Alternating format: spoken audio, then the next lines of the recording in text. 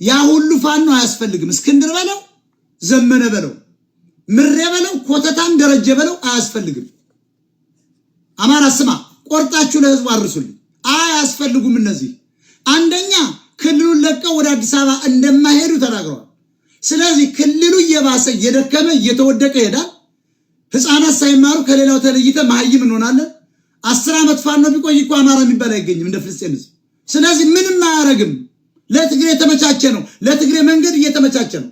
ስለዚህ ካንሰር ነው ብያቸዋለሁ። ይሄንን የማይረባ ፋኖ ካንሰር መቁረጥና መጣል ነው፣ ማስወጣት ነው፣ መግጠም ነው። በየቀኑ የቀበሌ ሊቀመንበር ገሎ 6 ልጆችን ለሽርሙጥና ይልካል። የኦሮሞን ጦር ደግሞ ይመግበዋል። አልማ አማራ ነው። ቀበሌ ሊቀመንበሩ አማራ ነው። ዞን አስተዳዳሪ እኮ አማራ ነው። እነሱን ብሔርተኛ አድርጎ መያዝ ሲገባ እነሱን እያሳደርክ እየገደልክ ሊገል የመጣውን ወታደር ግን የኦሮሞ ልዩ ኃይል ጥጋበኛ አማራን እየቀለበህ መቀጠላችን ፋኖ መውጣት አለብህ።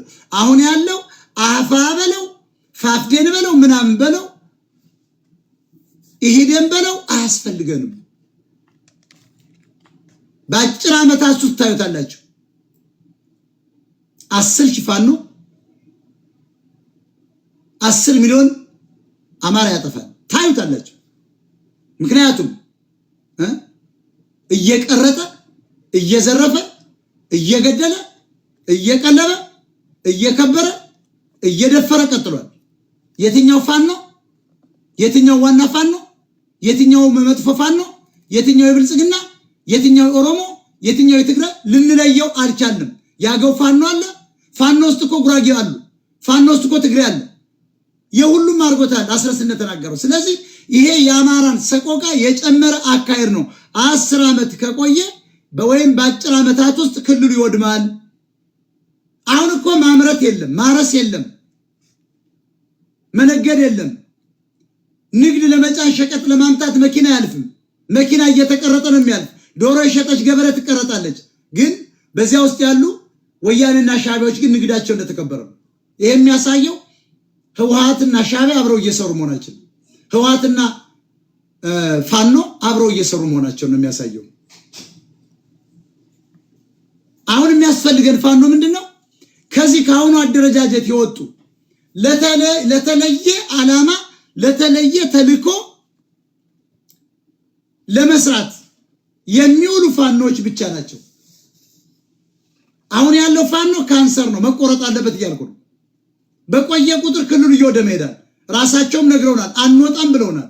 ህዝቡ እያለቀ ነው። ስለዚህ አሁን ካለው ፋኖ የምንፈልገው እኛ በጥቂት በቁጥር ጀግና የሆኑትን በጣም ተኳሽ ሚስጥር የሚችሉ ለስልጣን የሚሄዱትን ጥቂት ለተለየ ሚሽን ብቻ የምንፈልገውን መርጠን መበተን አለብን።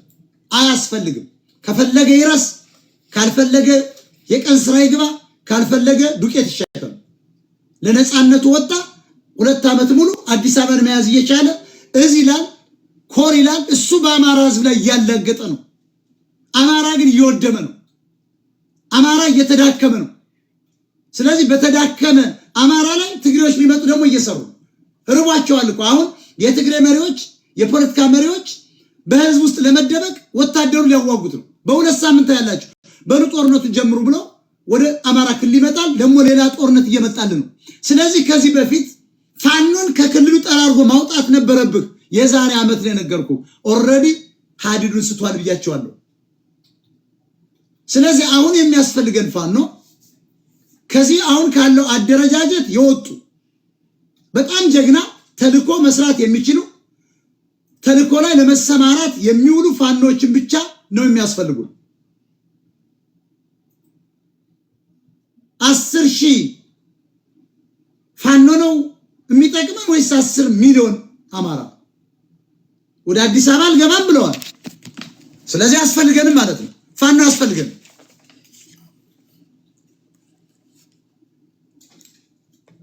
አሁን ሞተ ምናምን ሞት ለኛ ብርቅ ነው እንዴ? ጡትመች ናቸው እኮ ሻቢያዎች ናቸው። በህወሓት አገዛዝ እኮ ከ1983 እስከ 2008 እስከሚሄዱበት 147,000 አማራ ተገሏል። ይሄን መረጃ ያዙ። ኢትዮጵያን ኦብዘርቨር ያወጣው ከ2 ሚሊዮን በላይ በተለያዩ ክልሎች አማራ ተፈናቅሏል። በብልጽግናስ አሁን በብልጽግና ጦርነት ወይም ደግሞ ከጦርነቱ ውጪ ጦርነቱ ከመምጣቱ በፊት 89400 አካባቢ አማራ ተገሏል። 7.9 ሚሊዮን አማራ ከራሱ ክልልና ከሌላው ከኢትዮጵያ ክፍል ተፈናቅሏል።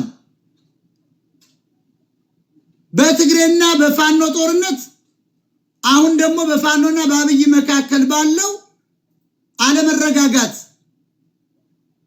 ተፈናቅሏል። ይሄ 89400 አማራ የተገደለው ከጦርነት ጋር ያልተያያዘ ነው። አሁን ባለው ብልጽግናና ፋኖ ወይም ብልጽግናና ህወሓት አይመለከትም። ከዚያ ውጭ ነው። በዚህ አሁን ደግሞ በሁለት ዓመቱ ጦርነት እየተጠና ነው። እስካሁን ድረስ 50,000 አማራ ድረስ ሞቷል ሪፖርቶች የሚያሳዩት። ስለዚህ በአማራ ላይ እየዘመቱ በየክልሉ እንዲያልቅ እየተደረገ ነው። ይሄንን የወጣው መረጃ ዝም ብዬ ባቦ ሰጡኝ የምነግር እንዳይመስል። ኢትዮጵያን ኦብዘርቭ ሄዳችሁ አንብቡ። ትክክለኛ መረጃ ነው የምነግራችሁ። እየገፉበት ነው ያሉት። ይሄ መቆም አለበት። በዶክተሮች ግድያ ያልተነሳሳላቸው ህዝብ፣ በሙስሊሙ ንጹሃን ግድያ ገለው ባልተነሳሳላቸው ህዝብ የአማራ ሴቶች ሳሱ ስለፈለጉ ይሄን ደግሞ የሚያራግቡት አማራ መስለው የሻዕቢያና የወያኔ ሴራ ነው። ግጬ ልነግርልህ የመጣሁት ብትፈልግ ዋጣው ባትፈልግ ተው። ፖለቲካው ይሄ ነው። ተመልከቱ። ዝም ብለው እስካሁን አማራ አላለቀም። ያው ሎሎ ያንገቱ ህፃናት ታስታውሳላችሁ? ታርደው ጡታቸው እናቶች ተቆርጠው። ቅድም አሳየው እኮ ትግሬዎች በምን ያህል ጭከና ኃይል ነው እየመጣ ያለው። የኢትዮጵያ መከላከያ የሚባለው ውሸት ነው። ጥቂት ናቸው። በብዛት የሚመጣው የኦሮሚያ ልዩ ኃይል፣ እሱ ደግሞ አማራ ጠሉ። እዚያ ውስጥ የነበረው ያደገው ትግሬ በስደት የሰፈረው አብሮ እየመጣ በዚህ ያመች ናቸው። ሊሞቱ ወጥተዋል፣ ሞተዋል።